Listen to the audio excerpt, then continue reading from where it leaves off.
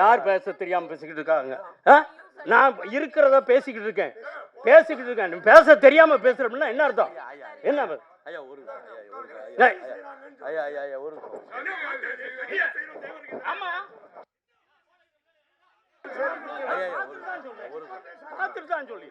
பார்த்துட்டு தான் சொல்றேன். ஆமா ஐயா, உண்மையிலேயே ஐயா ஒரு விஷயம் ஐயா, நவமணி ஐயா, ஒரு நிமிஷம் இங்க கேளுங்க ஐயா, ஒரே நிமிஷம்.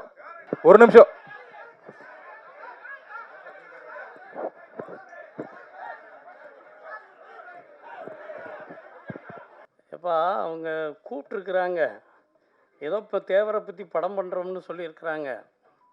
போய் எப்படித்தான் பண்ணியிருக்கிறாங்கன்னு பார்த்துட்டு வர்றேனே, சரியாக இருந்தால் இருக்கணும், இல்லைன்னா இல்லைன்ட்டு வந்துடுறோம் அப்படின்னு சொல்லிட்டு வர்றேன். வந்து பார்க்கும்போது டைரக்டர் அரவிந்தராஜை பார்க்குறேன். இவங்கெல்லாம் அன்னைக்கு இருந்த ப்ரொடியூசர்கள் யாரும் எனக்கு தெரியாது, சத்யாவையும் தெரியாது. அன்றைக்கி இருந்ததில் சௌத்ரியும் அரவிந்தராஜ், தேவரா நடிக்கிற பஷீர் சாரு, இவங்க அந்த ஸ்டுடியோவில் பார்க்குறாங்க. அவங்க எல்லோரும் இருந்துட்டு வெளியே போயிடுறாங்க. நானும் டைரக்டர் மட்டும்தான். என் கூட என்னுடைய இயக்கத்தை சேர்ந்த மகேஸ்வரன் கூட வந்திருக்கிறாரு. டிஸ்கஷனோடு 2 நாளாக அவர் பண்ணி வச்சுருந்த கதையே வேறு. நான் தலைவர் தேவருடைய பொன்மொழிகள் அத்தனையும் மனசால் நேசிக்கிறது மட்டுமில்ல, வாழ்க்கையிலையும் நடக்கணும்னு விரும்புகிறவன். தேவர் சொல்லுவார், உண்மையை சொல், உறுதியாக சொல், என்ன இடர் வந்தாலும் இறுதி வரை சொல் அப்படின்னு சொல்லுவார். இந்த இதுகள் பார்த்து எல்லாரும் பிரமிப்பாக சொல்கிறீங்க. ஏன்னா எல்லாருமே தேவரை பற்றி முழுசாக தெரியாது. இது எந்தெந்த இடத்துல என்னென்ன மாதிரி தப்பு வந்திருக்கு அப்படின்றது என்னால் சொல்ல முடியும். அதை முதல்ல துவக்கத்துலேருந்து சொல்லிக்கிட்டே வந்தேன். ஒரு பாதி வரைக்கும் அவங்களோட இருந்தேன். ஒரு டைமில் அவங்களால என்னை ஜீரணிக்க முடியலை. இல்லை கதை இவங்க ஒரு கதையமைப்பு பண்ணியிருப்பாங்க. இதுக்கெல்லாம் அவங்கள ஆரம்பத்தில் அவங்க பண்ணதெல்லாம் இன்றைக்கி சொல்கிற மாதிரி சமமாவெல்லாம் வராது. அவர் பண்ணியிருந்ததெல்லாம் அந்த படம் வெளியே வந்திருந்தால் 1957 நடந்த அன்னைக்கு வச்ச தீ இன்னைக்கு வரைக்கும் வந்துக்கிட்டு இருக்கு. இன்னொரு கலவரம் வந்துடும். அப்படி ஒரு இதுகள்லாம் பண்ணி வச்சுருந்தாங்க. அதெல்லாம் கூடாதுன்னு மாற்றி கொண்டு வந்திருக்கிறேன். தேதி வாரியாக சரியாக சொல்லி நான் கரெக்ஷன் பண்ணி கொடுத்துருக்குறேன். பீஸ் கமிட்டி கூட்டம் எப்படி நடக்கணும், அந்த ஜட்ஜ்மெண்ட் என்ன, ஜட்ஜ்மெண்ட் காப்பி உள்பட கையில் கொடுத்துருக்குறேன். எல்லாத்தையும் பண்ணிவிட்டு அவங்க இஷ்டத்துக்கு பண்ணிட்டாங்க. இப்போ கூட நீங்கள் பிரமிப்பாக சொல்கிறீங்க, தம்பியெல்லாம் இப்போ பிரமிப்பாக சொல்கிறார். அந்த சத்யகுமார் நடிக்கிற, நேதாஜியார் நடிக்கிற அந்த சீன் பாட்டு அப்படின்னு, அது எந்த வருஷம் நடக்குது, எந்த காலகட்டத்தில் நடக்குது? தேவர் எப்போ இராணுவத்துக்கு போனார்? நீங்கள் சொல்கிறது பிரிட்டிஷ் பீரியடு மாதிரி காமிக்கிறீங்க. ஆனால் தேவர் அந்த இராணுவ உடையோட பயிற்சி பெற்றது, நேதாஜி இராணுவத்தில் பயிற்சி பெற்றது அப்படின்றது 1950. 1949 நவம்பர் 17 இந்தியாவை விட்டு வெளியே போகிறார். மீசையோட போகிறார். இன்றைக்கி சொல்கிறாங்களே யாரோ எல்லை கடந்து போகிறாங்க, அப்படி போகிறாங்க இப்படி போகிறாங்கன்னு சொல்லி. அவர் இப்போ பாஸ்போர்ட் இல்லாமல் விசா இல்லாமல் யார் ரகசியமாக நாடு கடந்து போகிறார். போயிட்டு 51 திருப்பி வரும்போது தான் தோற்றம் மாறி வருவார். மீசையை எடுத்துட்டு வருவார். அப்போ பேசும்போது, நேதாஜி ஜெயந்தியில் பேசும்போது அவர் சொல்லுவார், கொரியா யுத்தம் 50 கொரியா யுத்தம் நடந்தது. அந்த கொரியா யுத்தத்தில் நான் அதில் கலந்துக்கிட்டேன். ஒரு விமானத்தை எப்படி இயக்கணுன்றதை நான் படிச்சிருக்கிறேன். ஹெலிகாப்டர் மாதிரி அப்படியே இருந்து மேலே எழும்புறது மாதிரி ஃப்ளைட்டை கிளப்புறதுக்கான வழிமுறைகளை படிச்சிருக்கிறேன் அப்படின்னு சொல்லி சட்டசபையில் பேசியிருப்போம். தேவர் பேசியிருக்கிறார். ஆனால் நீங்கள் இங்கே கொடுக்கும்போது பிரிட்டிஷ்கார மாதிரியும் அதை பார்த்துட்டு 4 பிரிட்டிஷ் குடிமக்களுக்கு துப்பாக்கியை கொடுக்கறது மாதிரியும், அந்த துப்பாக்கி எடுத்துகிட்டு போய் பிரிட்டிஷ்காரங்களை சுடுறது மாதிரியும் காமிச்சிங்கன்னா இது வரலாறா? எங்கள் தலைவர், அவர் நான் அவருடைய சீடன்னு சொல்லிக்கிறதுல பெருமைப்படுவேன். 2 முறை எம்எல்ஏவாக இருந்தார் காரியாபட்டி தொகுதியில். ஏஆர் பெருமாள் அவருடைய புத்தகத்தை வச்சு தான், அடிப்படையாக வச்சு தான் இந்த வரலாறு அப்படின்னு சொல்லி எல்லா பேட்டிகள்லையும் சொல்லியிருக்கீங்க. எந்த இதுலையும் இல்லாமல் ஏஆர் பெருமாள் முடிசூடா மன்னர் பசுமன் முத்துராமலிங்க தேவர் அந்த புத்தகத்தை அடிப்படையாக வச்சு தான் அந்த கதையமைப்புன்னு சொல்லியிருந்தீங்க. ஆனால் அந்த படத்தில் டைட்டிலில் எந்த இடத்துலையும் ஏஆர் பெருமாள் இல்லை. எனக்கு காமிச்ச படம், எனக்கு விட்டு விட்டு அந்த காலத்தில் இந்த டூரிங் டாக்ஸில் பார்ப்பாங்க பார்த்தீங்களா, அந்த மாதிரி 4 ஒவ்வொரு முடிச்சு ஒரு தொகுப்பு இல்லாமல் நான் இன்னும் முழுசாக பார்க்கல. ஏற்கனவே டப்பிங்கில் போகும்போது 52 கரெக்ஷன் சொல்லிட்டு வந்திருக்கேன். அது சரி பண்ணப்பட்டதா அப்படின்றது இதுவரைக்கும் தெரியாது. நீங்கள் பிரமிப்பாக புதுசாக பார்க்குற இளைஞர்களுக்கு தேவர் படம் நல்லா வந்திருக்கு அப்படின்னு நினைக்கலாம். நான் அப்படி பார்க்க முடியாது. இன்னைக்கு இருக்கிற தம்பி சினேகன், சசிகலா நடராஜன் தேவர் படத்தை வரலாறு எடுக்கணும்னு பார்த்தார். காளிமுத்தன்னை பையன் மணிகண்டனை ஷூட்டிங் எல்லாம் பண்ணோம், மேக்கப் டெஸ்ட் எல்லாம் எடுத்தோம். ஆனால் காளிமுத்தன் இறந்து போயிட்டார். காளிமுத்தனுக்கு அடுத்து இப்போ ஏஎல் சீனிவாசனுடைய மகளை கட்டியிருந்தார். ஏஎல் சீனிவாசன் இறந்து போயிட்டார்.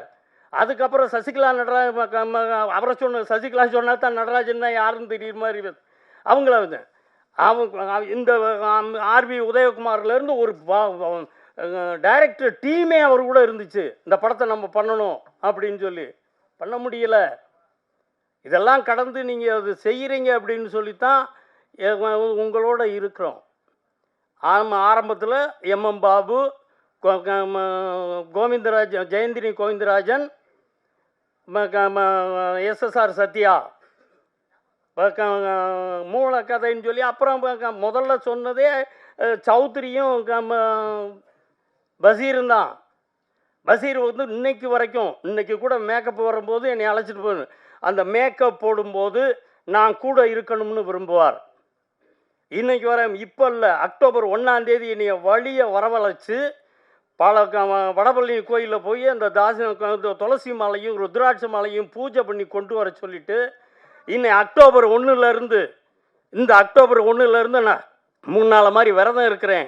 நீங்கள் தானே இந்த மாலையை போட்டு விடணும்னு சொல்லி என்னை அந்த மாலையும் போட்டு விட சொல்லி அந்த இதுகள்லாம் செஞ்சு, இப்போ மேக்கப் போடும்போது, தேவரா மேக்கப் போடும்போது நீங்கள் இருக்கணும்னே அப்படின்னு சொல்லி கூட இருந்து அதை பண்ணி, அவருடைய நடைமுறை அப்படி இருக்குது. ஆனால் நீங்கள் இயக்கம்னு சொல்லி வரும்போது, ஒரு கதையமைப்புன்னு வரும்போது, நான் அந்த சர்டிஃபிகேட்டை பார்த்து நெஞ்சு வெடிச்சு போச்சு.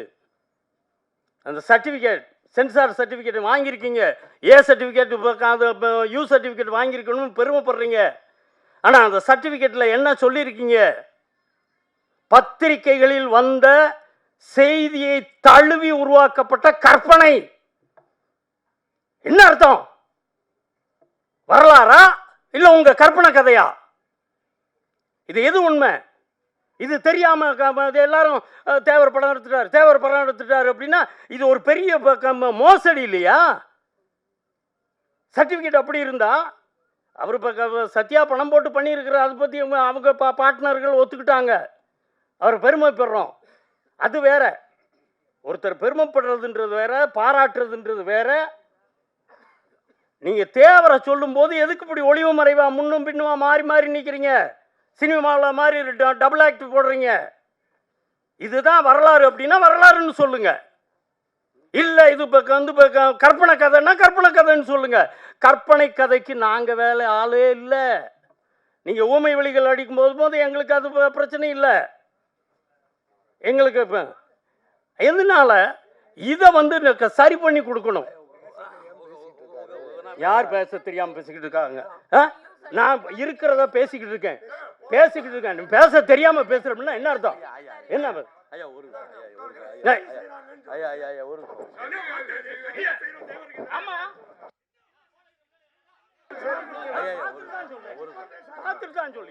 பார்த்துட்டு தான் சொல்றேன். ஆமா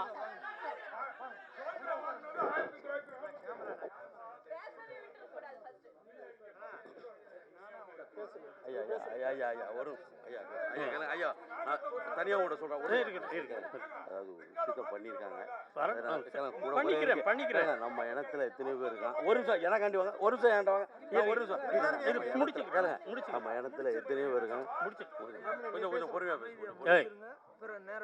பேசு.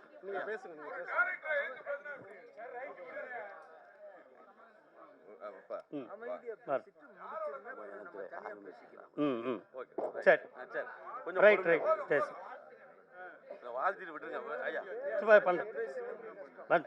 ஐயா ஐயா ஐயா இல்ல இல்ல ஐயா உங்களுடைய ஆசீர்வாதம் தான் வேணும் உங்களுடைய ஆசீர்வாதம் மட்டும் தேவரை பத்தி தப்பா படிச்சுக்கிட்டு இருக்குமான்னு சொல்லி பேசிக்கிட்டு இருக்கேன்.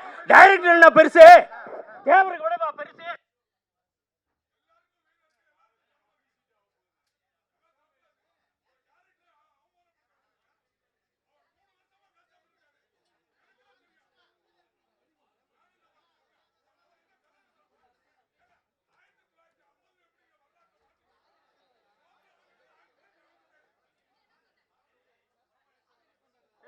ஐயா ஐயா ஒரு நிமிஷம் ஐயா ஒரு நிமிஷம்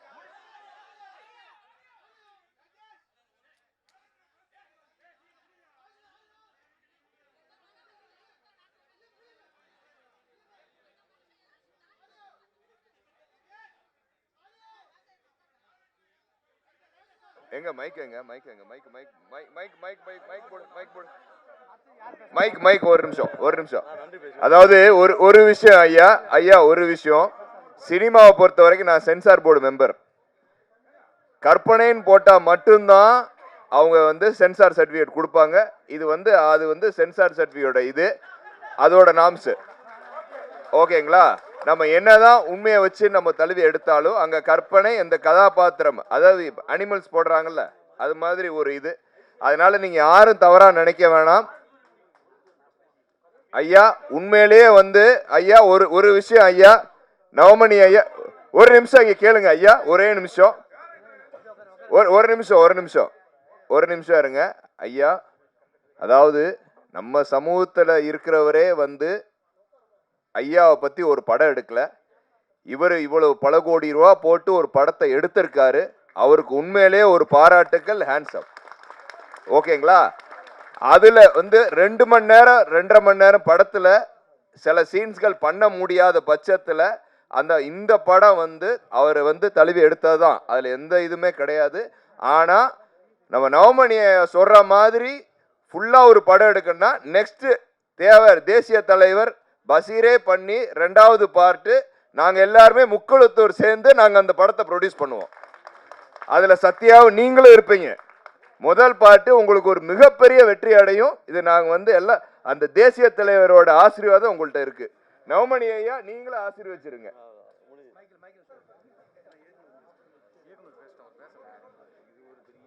படம் பார்த்த தென்பகுதியில் உள்ளவனா கேளுங்க. என் பேர் மூர்த்தி தேவர். வருடந்தோறும் 25 ஆண்டுகளா பல லட்சம் பேருக்கு பசுமன் தேவர் ஜெயந்திக்கு அன்னதானம் வழங்கி உள்ளேன். என்னை விட யார் பேச முடியும்? இனி நான் படம் பார்த்துட்டேன், நான் சொல்லணும். ஐயா அவருடைய ஆதங்கத்தை வந்து சொல்லிட்டாங்க. இந்த மேடையில் ஐயாவுக்கு அறிவுரை சொல்கிறதும் கிடையாது. நான் அவர் முன்னாடி வளர்ந்த பையன். என்னுடைய பேர் மூர்த்தி தேவர். படம் பார்த்தேன்.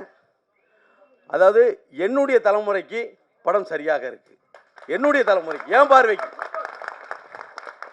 ஐயாவுடைய வயதுக்கு ஏன்னா நான் உணவு வகையிலும் என்னுடைய ஒரு சில விஷயங்களும் என்னுடைய மாறுபட்டுக்கலாம். ஐயாவுடைய வயது பார்வை அவங்களுடைய எக்ஸாக்டாக இருக்குன்னு நினைக்கிறாங்க. சத்தியமாக சொல்கிறேன், எந்த தேவனாலும் இந்த படத்தை எடுக்க முடியாது. நான் ஒன்று சொல்கிறேன், ஒரு இயக்குனர் அவன் நிறைய மேடையில் வீட்டிருக்கக்கூடிய பெரியவர்கள் எல்லாரும் சொன்ன மாதிரி எல்லாருமே பிற சமூகத்துக்காரங்க. சத்தியமாக நாங்கள் வெட்கப்படுறோம். இன்றைக்கி இந்த சமுதாயத்தில் நாங்கள் கோடி கோடியாக அன்னதானம் பண்ணுறது விழாக்களுக்கு இந்த படம் எடுக்கணுங்க அறிவு எங்களுக்கு இருந்துச்சா? யாராவது செஞ்சோமா? அதை எனக்கு தேவர்னு உருவத்தில் கொண்டு வந்து ஒரு தேவரை காட்டியிருக்காருல, நான் தேவரை பார்க்கல. ஆனால் கிட்டத்தட்ட 35 ஆண்டுகளாக என்னுடைய தாத்தா காலத்திலேருந்து ஐயா நவமணி ஐயாவுக்கு தெரியும். நாங்கள் இந்த சமூகத்துக்கு எவ்வளவு தென்பகுதியில் எங்கள் குடும்பத்தினர் வந்து சமூகத்துக்காக பாடுபடுவோம் என்று ஐயா நவமணி ஐயாவுக்கு நல்லாவே தெரியும். நான் சொல்கிறேன், என்னுடைய பார்வைக்கு ஐயா வந்து எக்ஸாக்டாக இருக்குன்னு நினைக்கிறாங்க. அதெல்லாம் சினிமா ரொம்ப எக்ஸாக்டாக இருக்க முடியாது. ஏன்னா ஒரு பழைய 1957க்கு வந்து நம்மளை கொண்டு போகிறோங்கிறது எவ்வளோ பெரிய விஷயம். அதை கண்டிப்பாக இந்த படக்குழுவினர் செஞ்சுருக்காங்க அப்படிங்கிறத நான் உறுதியாக சொல்கிறேன். தென்பகுதியில் ஐயாவுடைய ஆதங்கத்தை ஒரு சில விஷயங்களை வந்து, ஏன்னா இஸ் எ சீனியர், அவங்க ஒரு பெரிய ஆட்கள்னால என்னுடைய பேச்சை கேட்கல அப்படின்னு சொல்கிறாங்க. சத்தியமாக இல்லையா, உங்களை உதாசனப்படுத்துன இன்னைக்கு இந்த உழைப்பு, இந்த மேடை உங்களுக்கான மேடை. ஏன்னா நீங்கள் எழுதி கொடுத்த ஒவ்வொரு வைர வரிகளை முன்னிறுத்தி தான் அவங்க பண்ணியிருப்பாங்க. ஒரு சில விஷயங்கள் அவங்க இந்த காலகட்டத்துக்கு தகுந்தவாறு எக்ஸாக்டாக நம்ம சொல்ல முடியாது. ஏன்னா ஒரு சில விஷயம் சொன்னால் கான்ட்ரவர்சியாகவும் போயிடும்ல. அதனால் சத்தியமாக சொல்கிறேன், ஏன் தேவரான சொல்கிறேன், இந்த படத்தை எடுக்கக்கூடிய எந்த தேவை இருக்கான்னு சொல்லுங்கள். 10,000 கோடி வச்சுருக்கக்கூடிய முக்குளத்தோர் சமுதாய தொழிலதிபர் எவனா செய்ய முடியுமா? அதை இன்னைக்கு செஞ்சுருக்கார். ஒரு சென்னை மாவட்டத்தில் பிறந்திருக்கார். தென்பகுதியில் வேறு சமுதாயத்தை பிற சென்னை மாநிலத்தில் பிறந்த ஒரு ப்ரொடியூசர் இன்னைக்கு இவ்வளோ பெரிய விஷயம் பண்ணியிருக்கார். அண்ணன் அரவிந்த்ராஜ் அண்ணன் அவரெல்லாம் அப்போ உள்ள ஒரு பெரிய டைரக்டர். நீங்கள் கொடுக்கக்கூடிய அந்த ஐயாவுடைய வரலாறு மிக சிறப்பாக சத்தியமாக படம் அருமையாக வந்திருக்கு. இந்த படத்தை தியேட்டரில் போய் பார்க்கலனா அவன் தேவனே கிடையாதுன்னு நான் சொல்லுவேன். சும்மா மியூசியம் முறுக்கிட்டு 3 கோடி தேவமாக இருக்கும், 3 கோடி தேவமாக இருப்பாங்கன்னா 1 கோடி தேவமாக தியேட்டரில் போய் பாரு. நீ நல்ல ஆத்தாளுக்கு பிறந்த இந்த தேவரை இந்த படத்தை போய் தியேட்டரில் பார்க்கணும் அப்படின்னு சொல்லி நான் விடைபெறுகிறேன். நன்றி நன்றி. தென்பகுதியிலே, குறிப்பாக தென்பகுதியிலே இந்த படம் மாபெரும் வெற்றி அடையும். எங்களுடைய முக்குளத்தோர் சமூகம் இந்த படக்குழுவினருக்கு நன்றி கடன் பட்டிருக்கும் என்பதை நான் சொல்லிக்கொண்டு விடைபெறுகிறேன். நன்றி, வணக்கம்.